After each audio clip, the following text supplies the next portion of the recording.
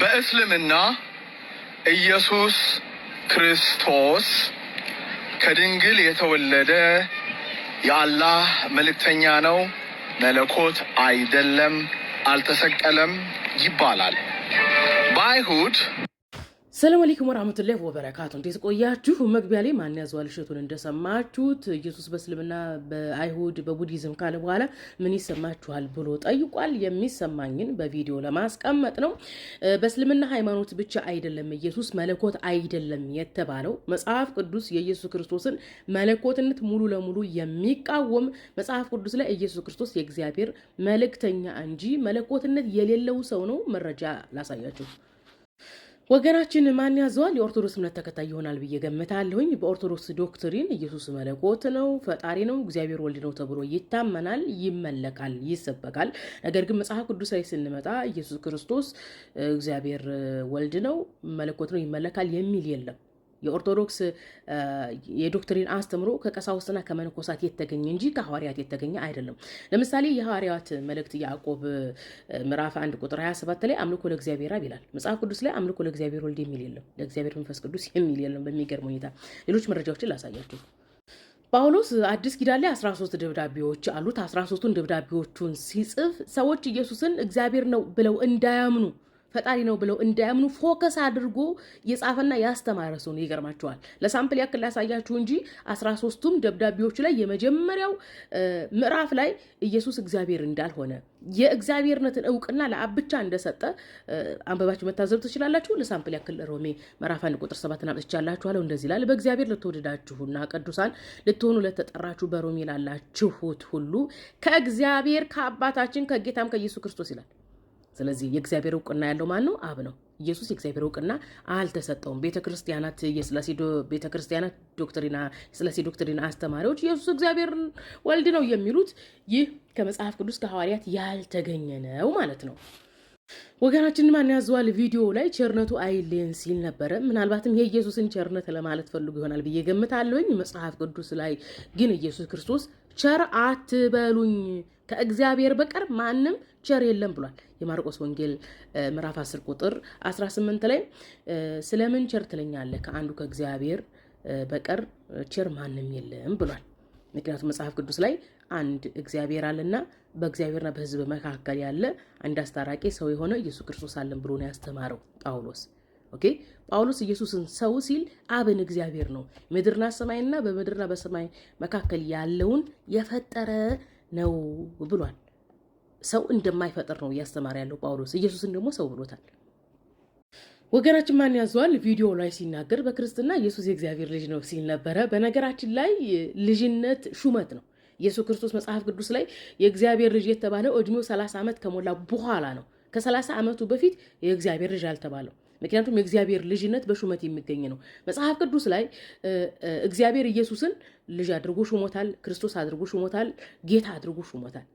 ኦኬ ልጅነት፣ ጌትነት፣ ክርስቶስነት እነዚህ ሹመት ናቸው ለአገልጋይ የሚሰጥ። አንድ ሰው ከመጀመሪያ ጀምሮ ተምሮ ዩኒቨርሲቲ ገብቶ ሲመረቅ የሆነ በዶክትሬት በኢንጂነርነት እንደሚመረቀው ሁሉ ኢየሱስ እድሜው 30 ዓመት ሲሞላ እግዚአብሔር ክርስቶስ አድርጎ እንደሾመው ነው መጽሐፍ ቅዱስ የሚናገረው።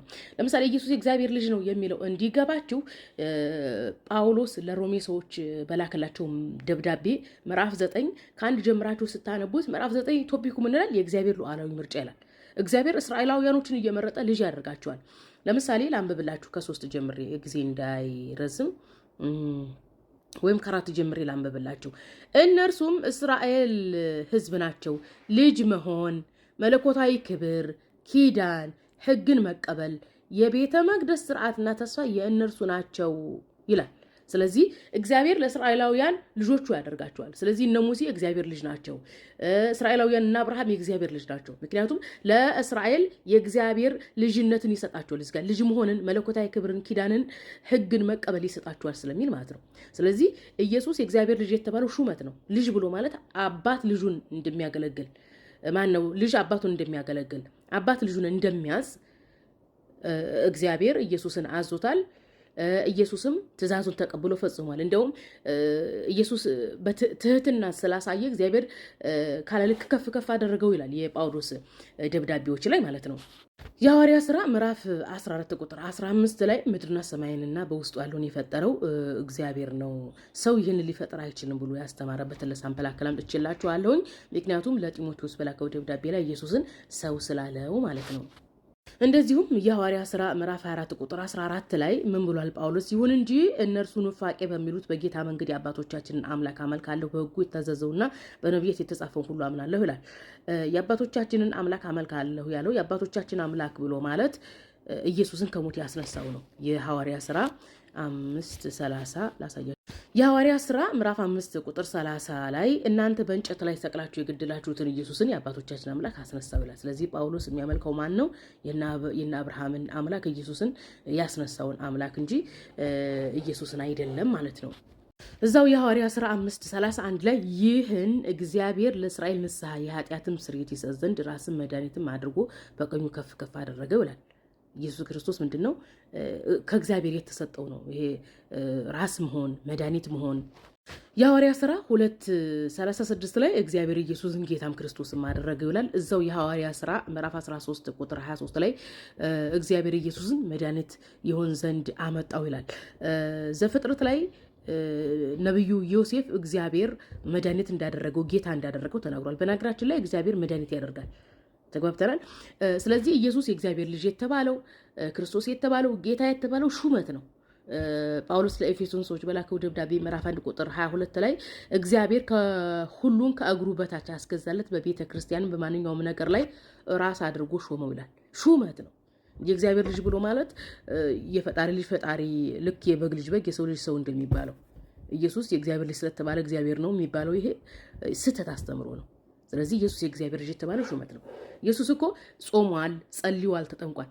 ስለ ጾመ፣ ስለ ጸለየ፣ ስለተጠመቀ ነው የእግዚአብሔር ልጅ የተባለው። እንደዛን ነገር ሲያደርግ የነበረው የእግዚአብሔርን ፍቃድ ለማግኘት ነበረ፣ በሚገርም ሁኔታ ማለት ነው። ስለዚህ እግዚአብሔር ልጅ ይለዋልና መጽሐፍ ቅዱስ ኢየሱስን ልክ እንደ እግዚአብሔር ይመለካል የሚል አመለካከት ያላችሁ በጣም የተሳሳተ አመለካከት ስለሆነ ለመዳን ሞክሮ መጽሐፍ ቅዱስን አንብባችሁ።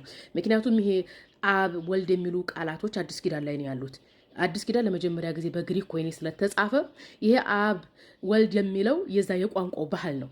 ብሉይ ኪዳን ላይ ብትሄዱ አብና ወልድ የሚል የለም በነገራችን ላይ ማለት ነው። ይሄ የቋንቋ አገላለጽ ነው። አብ የሚለውን ፈጣሪ ማለት ነው። ወልድ ብሎ ማለት የተወለደ ፍጡር እንደማለት ነው። በመጨረሻም በደንብ እንዲገባችሁ የምፈልገው ነገር ምንድነው? መጽሐፍ ቅዱስ ላይ ኢየሱስ የእግዚአብሔር ልጅ ተብሏል አይደለም። ፈጣሪ ልጅ ካለው ዲያብሎስም ልጅ አለው። ለምሳሌ የዮሐንስ ወንጌል ምዕራፍ 8 ከ40 ጀምራችሁ እስከ 44 በተለይ 44ን በደንብ ብታነቡት ኢየሱስም ብሏል አባታችሁ ዲያብሎስ ነው፣ የዲያብሎስ ልጆች ናችሁ እያለ ነው። ዲያብሎስ ልጅ አለው፣ እግዚአብሔርም ልጅ አለው። የዲያብሎስ ልጅ የተባሉ ሰዎቹ ናቸው፣ አይሁዳውያኖቹ ናቸው። ስለዚህ አይሁዳውያኖቹ ፍጹም ሰው፣ ፍጹም ዲያብሎስ፣ ፍጹም ሰይጣን ናቸው ማለት ነው አይደለም። ነገር ግን መጥፎ ስራ ይሰራሉ፣ የሰይጣንን ስራ ይሰራሉ ለማለት ነው። ስለዚህ ኢየሱስ የእግዚአብሔር ልጅ ነው ብሎ ማለት ራሱን የቻለ እግዚአብሔር ነው ብሎ ማለት ሳይሆን እግዚአብሔር በሰዎች ላይ እንዲሆን የሚፈልገውን ነገር የሚያደርግ ማለት ነው። እግዚአብሔር በሰዎች ላይ እንዲሆን የሚፈልገው ነገር ምንድነው? መልካም ነገር ማድረግ ነው። ስለዚህ ኢየሱስ ታዘዘ፣ ሰዎች መልካም እንዲሆኑ አስተምራ ነው። ኢየሱስ አስተማረ። ኢየሱስ የሃይማኖት ሰባኪ እኮ ነው። እንደው መጥምቁ ዮሐንስ መንግስተ ሰማያት ተቀርባለችና ንስሐ ግቡ እያለ ያስተምር አልነበረም? ኢየሱስ መጥምቁ ዮሐንስ መያዙን ባወቀ ሰዓት ከአንድ ላይ ከነበሩበት ቦታ ሸሽቶ ሄደ። መጥምቁ ዮሐንስ መሞቱን በሰማ ጊዜ ልክ መጥምቁ ዮሐንስ ያቋረጠውን አንስቶ ምን አለ? አስቀጥሎ መንግስተ ሰማያት ተቀርባለችና ንስሐ ግቡ አለ። ስለዚህ ኢየሱስ የመጣው ሰዎችን ንስሐ ለማስገባት ነው። ስለ ስቅላት የተባለው መጽሐፍ ቅዱስ ላይና የእስልምና አስተምሮ ተመሳሳይ ነው። ምናልባት ስቅላት የሚለው መጽሐፍ ቅዱስ ላይ ያለው ኢየሱስ ክርስቶስ የአይሁድን ሰንበት ስለተላለፈ ነው። ሰንበትን መተላለፍ በአይሁድ እምነት የእግዚአብሔርን ክብር ማጉደል ነው። ስለዚህ ኢየሱስ የእግዚአብሔርን ክብር ስላጎደለ አይሁዶች ከሰውት ወንጀለኛ ተብሎ እንደተሰቀለ መጽሐፍ ቅዱስ የሚያወራው። መሬት ላይ ያለው ክርስቲያኖች ተሰቀለ የሚሉት ልክ ኢየሱስ መለኮት ነው የሚሉት መሬት ላይ ያለው የካህናቱና የቀሳውስቱ አስተምሮ እንጂ ኢየሱስ ሰዎች ገነት እንዲገቡ አይደለም የሞተው። ሰንበት ስለተላለፈ ተከሶ ሸንጎ ቆሞ ነው። ኦኬ። እስልምና ኢየሱስን አልተሰቀለም የሚለው ጠላቶች ስለነበሩ ሲያሳድዱት የነበረው ጠላቱ ሰይጣን ስለነበረ ኢየሱስ ከሰይጣን አድኖታል ለማለት ነው። እንደውም ኢየሱስ በዮሐንስ ወንጌል 8 ምዕራፍ 8 ከ40 ጀምራችሁ ማንበብ ትችላላችሁ። እኔ ሊገለኝ የሚፈልገው ሰይጣን ነው ብሏል። አምላካችን አላህ ሱብሃነሁ ወተዓላ ደግሞ ሰይጣን አዋርዶለታል ነው የምንለው። እዙ መጽሐፍ ቅዱስ ላይ በመጨረሻም ሰዓት ሰይጣን ተዋርዷል ነው የሚለው እንጂ መሬት ላይ ያሉት ክርስቲያኖች እንደሚሉት ለነሱ ኃጢአት የሞተ አይደለም። ከጠላት ከሰይጣን የመጣ ነው ስቅራቱ ማለት ነው። ይህን ይመስል መጽሐፍ ቅዱስን በደንብ አንብቡ ጀማዎች፣ ያነ ወገኖቻችን።